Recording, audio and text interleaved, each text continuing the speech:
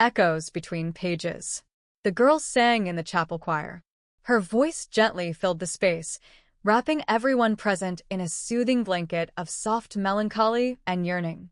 The tiny chapel seemed suspended in time, as if moments ago, distinguished ladies in elegant coats and their companions might have entered through the heavy wooden doors. Yet as minutes passed, only faint shadows of imagined scenes flickered through the minds of the listeners, and the absence of those figures left a quiet ache in their hearts. Lena sat near the back, eyes half closed as she dreamed openly, staring toward the chapel's high vaults. Everything else felt oddly distant and unreal. A resident of a deeply traditional town, she found herself listening to a prayer sung in a faith not her own, inside a stone chapel nestled in the city's heart. Strange, but thrilling. When the evening hymn came to a close, Lena was among the first to leave. She had no desire to return to her dormitory yet, and chose instead to wander through the snow-dusted streets. The city sparkled under the festive lights, garlands still lingering from winter celebrations, shop windows crafted into tiny worlds of enchantment and warmth. The bookstore's glow called to her strongest of all, and without hesitating, she stepped inside. Removing her hat and gloves, brushing snow from her coat, she made a beeline for the history section. Heroes and rebels from centuries past stared up at her from their covers. Generals, revolutionaries, philosophers. Yet none drew her in quite like the collection on uprisings and social change. And then the whirl pulled her under. Lena did not remember when her passion for those chaotic days began. It had always been within her. She lived through the stirrings of distant revolutions in her heart and breathed the spirit of voices calling for change. The moment her fingers found names like Annika and Marin, heroines of those stormy times, her pulse quickened. She thrilled at stories of people casting off the old chains and yet hesitated as new ones threatened to be forged. Those fragile months before the great upheaval embodied everything she admired most: courage, hope, the reckless dance with fate. She rarely spoke of her fascination, not for lack of understanding, but from fear of misjudgment. People loved clear heroes and clean narratives, and with her admiration for those complicated figures, Lena often felt alone. Many in her town would defend old regimes or harsh rulers, blind to the cost their rule demanded. Admiring the flawed revolutionaries was easier whispered than proclaimed. So, she kept her thoughts quiet. On cold nights, stepping out onto the dorm steps, she'd stare into the blurred city lights, a cigarette in hand to steady the storm within. She'd recall songs of the past carried faintly through time, their voices echoing close to her own heart, yet she didn't know what it all truly meant for her, or what she should do. Her own life felt mundane and colorless. This century seemed drained of the magic and meaning she craved. She longed to lose herself in memoirs, to absorb the turmoil and dreams of those who dared to change the world. What was reality without room for passion or sacrifice? That night, back in the bookstore, she flipped through the diary of an ambassador who'd witnessed the early days of the revolution. She knew the writer's tone was sharp, perhaps cynical, but that hardly mattered. What she felt as she read made her ache. Her scholarship money was nearly spent, and parents' help arrived late. With a sigh, she returned the book to the shelf. Then a gentle hand touched her arm. Startled, Lena turned, meeting a warm smile. "You have a beautiful expression." "What's your favorite historical upheaval?" the girl asked. Lena's lips curved into a grin. "Is that your way of asking someone out?" "Why not?" the girl laughed. "You are so caught up with that book. Morris's Diary, huh? Is something wrong?" "No. It's just most people here lean toward the stories about the big red uprisings. Lenin, Trotsky, all that." "Yes, I know," Lena replied, now noticing the red apron and name tag. "But I don't like communists."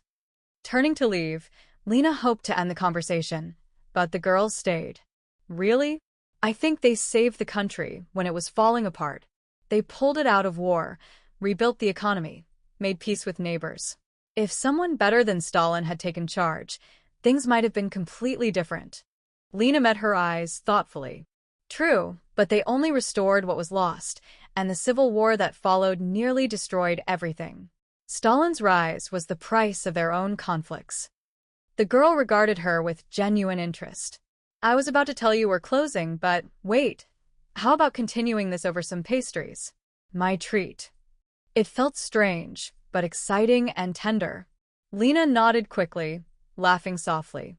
I'm Arya, her new friend said, eyes bright as she dashed off to get ready. And just like that, the winter night seemed a little warmer. The warmth of the bookstore lingered in Lena's chest as she stepped outside, the cold evening air biting at her cheeks. 5 minutes felt like a heartbeat.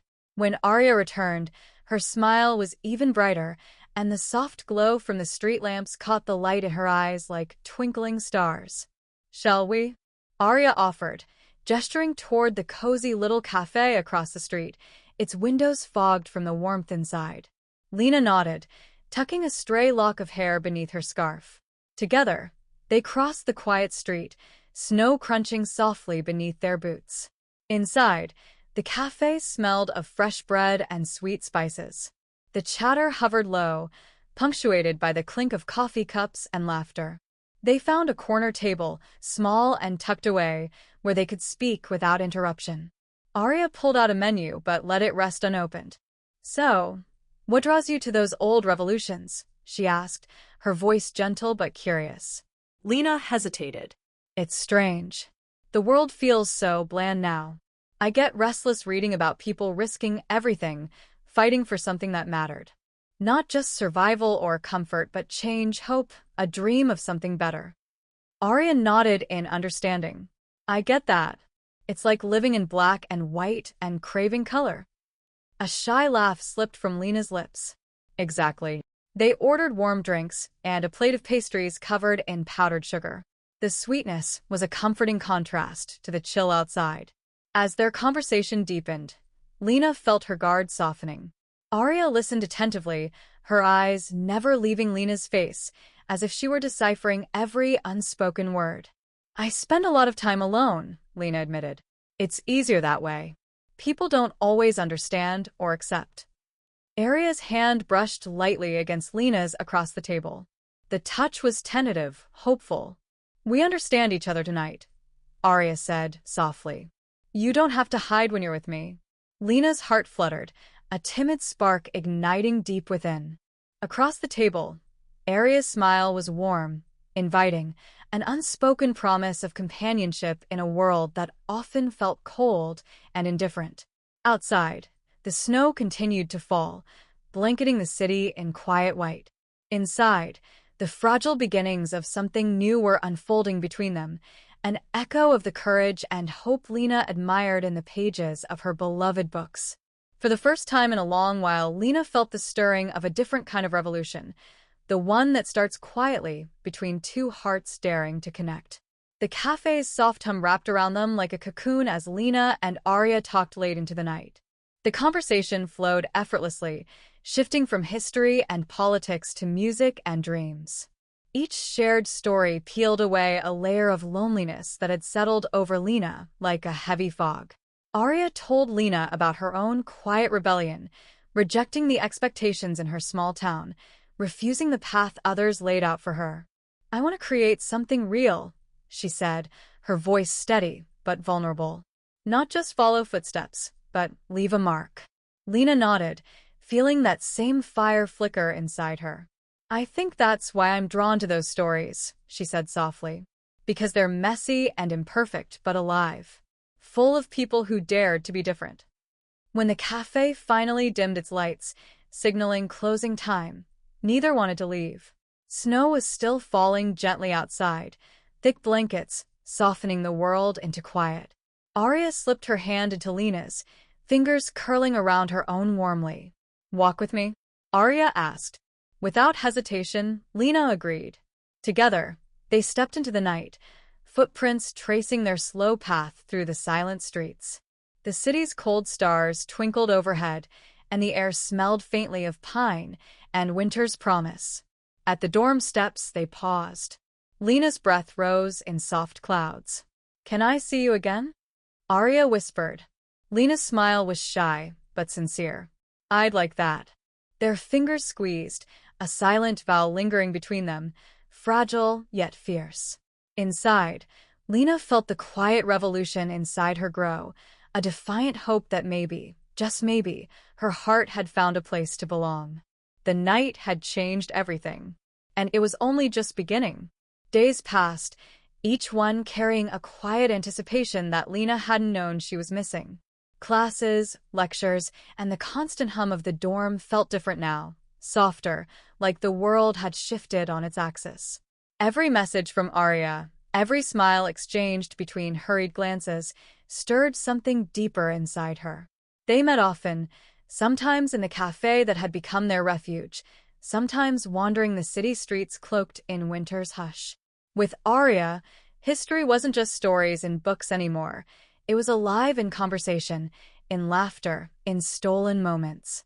One chilly afternoon, they found themselves in front of the bookstore again.